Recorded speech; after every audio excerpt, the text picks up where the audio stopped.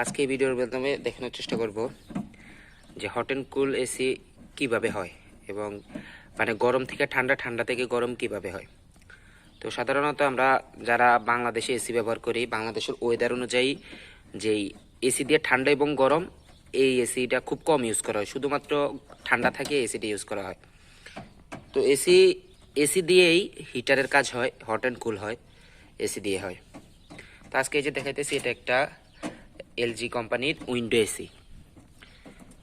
তো এসি আসলে যে এসিগুলো দেখবেন মানে গরম এবং ঠান্ডা, সেটার এই সিলেক্টর সুইচ থাকলে এক পাশ থাকে সবুজ, আরেক পাশ থাকে হচ্ছে লাল। এই যে লাল যে পাশ, এটা অনেক এসিতে দেখবেন হট লেখা থাকে, আর অনেক এসিতে দেখেন এই পাশে কুল লেখা থাকে। তো এটাতে মানে সিগন্যাল দেওয়াই আছে।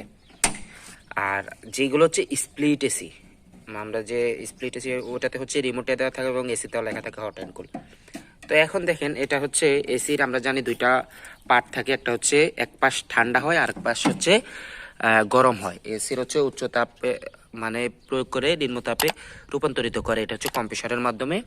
কম্প্রেসার এক পাশ হচ্ছে ডিসচার্জ, এটা হচ্ছে প্রেশার দিয়ে তারপরে পেপার লিকুইড করে, high pressure high liquid, low pressure low liquid, তারপরে হচ্ছে এটা লিকুইড করে তারপরে হচ্ছে এটা ঠান্ডা করে। তো এটা এই কাজটা করে হচ্ছে কম্প্রেসারে প্রেশার দেয়। এখন হট অ্যান্ড কুল যেভাবে হয়, কিছু এসিতে এসির ভিতরে হিটার দেওয়া থাকে, এসির ভিতরে কিছু এসি আছে ভিতরে হিটার দেওয়া থাকে,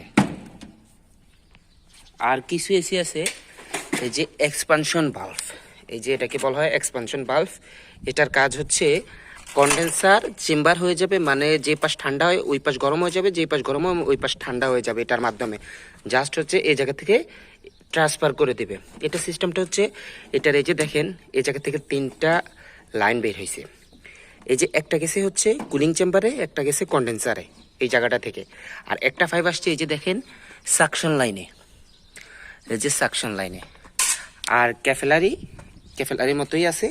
তো এই বাল্বটা কাজ করে হচ্ছে এই জায়গায় একটা ইলেকট্রিক কয়েল কানেকশন দেওয়া থাকে। এই কয়েলটা হচ্ছে যখন আমরা ওই জায়গায় হট অ্যান্ড কুল দিই, তখন হচ্ছে এইটার মাধ্যমে এটাকে হচ্ছে ট্রান্সফার করে দেয়। কন্ডেন্সার ইভাপোরেটর কয়েল হয়, মানে ঠান্ডা হয় এক পাশ, আরেক পাশ গরম হয়।